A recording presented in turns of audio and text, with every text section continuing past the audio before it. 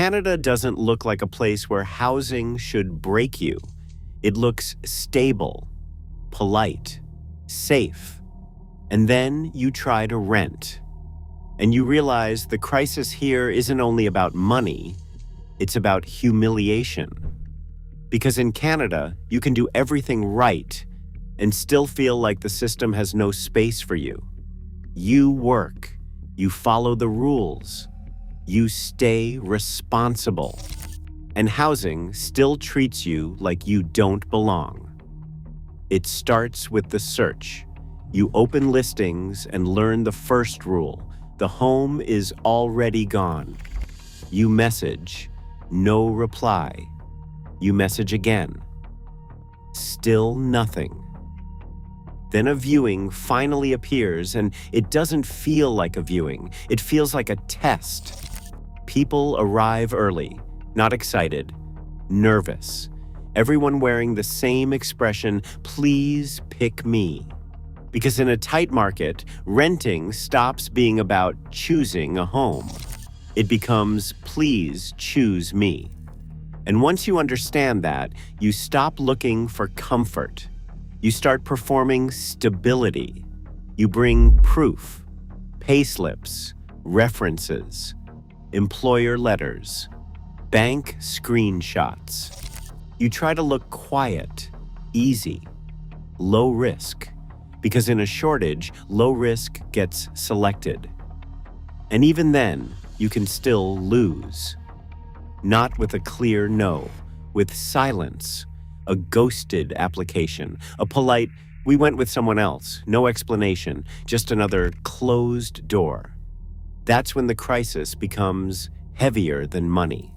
It becomes powerlessness.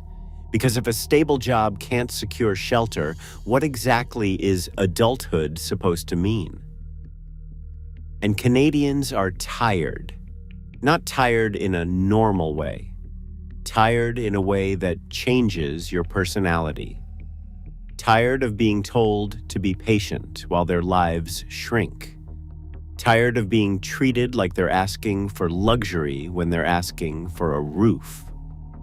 Tired of the same conversation repeating while rent keeps rising and options keep disappearing. Canada's crisis has a special cruelty. It attacks the idea of progression. People delay moving out, delay moving in together, delay having children, delay the future. Not because they don't want a life, because they can't risk losing an address. And once you're scared of losing an address, you live differently. You don't buy furniture. You don't commit to a neighborhood. You don't relax. You keep life portable. Portability sounds like freedom until you realize what it really is. Fear. Then the crisis becomes physical, not in riots, in square footage. In Canada's pressured markets, small space living isn't a design trend for many people. It's compression. A loft bed isn't clever. It's what happens when adulthood has to fit into a room. A wall desk isn't minimalism. It's the last surface left where your life can function without sitting on your bed. Storage walls aren't style. They're evidence. Evidence that the space cannot hold a normal life, so your life must fold. These aren't solutions. They're coping. Because the alternative isn't better. The alternative is losing the address. Now here's the shock that makes Canadians furious. This is a country that can build across enormous distances. A country that can fund mega projects. A country that can move mountains when it wants to.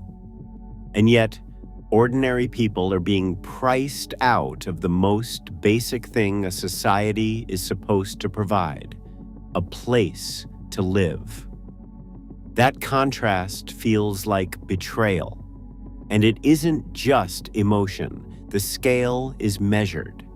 Canada's National Housing Agency has said the supply gap is so large that the country needs roughly millions of additional homes within about a decade to restore affordability. In another estimate, housing starts would need to nearly double to roughly 430,000 to 480,000 homes a year for many years to meet projected demand and restore affordability. But actual building has been far lower. In one recent year, national housing starts totaled about 259,000 units. So even in a strong building year, the math still doesn't close. That's why the panic doesn't fade, it hardens. Because when the gap is that big, the market doesn't calm down. It becomes a permanent competition. And permanent competition changes people. It turns renters into applicants, families into spreadsheets, lives into risk profiles. So why does Canada feel like this? Not slogans, not blame, just repeating forces. First, demand concentrates where opportunity concentrates. Canada isn't one housing market, it's many. But pressure piles into the places where jobs, universities, transport, and services cluster. When too many people need the same regions, housing becomes a choke point. Second, scarcity turns speed into power. The fastest yes wins, the slowest disappears. Need does not win, timing wins. And once timing wins, fairness dis. Third, housing behaves like an asset. When homes are treated as financial instruments, prices can detach from wages. And once they detach, the local worker becomes the weakest bidder in their own community. Fourth, the system moves slower than people's lives. Planning rules, approvals, infrastructure capacity, construction bottlenecks. While the pipeline crawls, renters are trying to survive month to month. And that is where people get angry, because they keep hearing the same promise. Build more, faster, soon. But soon does not pay rent. Now the question every crisis creates: what is the government doing? There is a national housing strategy with a large, long-term funding plan, with public reporting showing tens of billions already committed through programs meant to increase supply, protect existing community housing, and support people under the most pressure. There is the Housing Accelerator Fund, roughly $4.4 billion, designed to pay municipalities to cut red tape and change planning rules so more homes can get built faster. There is also a new federal agency called Build Canada Homes, backed by billions in initial funding, designed to build and finance affordable housing at scale, using public lands and financing tools to reduce construction risk. And there are restrictions that bar non-Canadians from buying certain residential property for longer. So yes, plans exist, funds exist, new structures exist, but people do not live on paper. They live in outcomes, and the outcome Canadians recognize is still the same. The viewing is still crowded. The listing still disappears. The landlord still picks the safest file. And the rent still tightens around your life. And there is another pressure point people feel on the ground: emergency shelter capacity. When asylum claimants arrive, they need a bed immediately. Canada has used temporary hotel accommodations run or funded by the federal government, and it has provided funding to provinces and municipalities through an interim housing assistance program to help cover costs linked to increased asylum volumes. That does not explain the whole housing shortage, but it does mean the emergency system, and the lowest cost rentals near it can get tighter in the places where people first land. So people get more exhausted, more defensive, more resentful, not because they hate anyone, because they can feel themselves losing. Because even big plans cannot erase a shortage overnight, and municipal change does not appear as a key in your hand this month. So the emotional experience stays brutal. You can be a normal person with a normal job and still feel one step from collapse. Not because you are reckless, because shelter became scarce.